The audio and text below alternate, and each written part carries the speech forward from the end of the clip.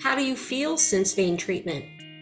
I feel great. I had two procedures done. So the first one was, I believe it was called Varithena, where they just inject a solution. So again, I didn't know what I was going to expect going into this. So the first session for the Varithena, I was in and out in like 5 minutes. I was like, did you even do anything? So it was painless. I was awake for it, painless.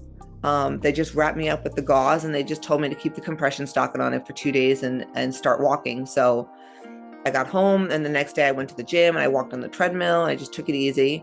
But I had no issues, no complications, no pain, nothing. And then the second procedure was the vein removal. And again, I think it was about 45 minutes altogether.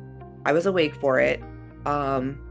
They were very accommodating. They had the music on for me. They wanted to know if they want me to change the station, whatever I was comfortable with. Everybody was great from start to finish.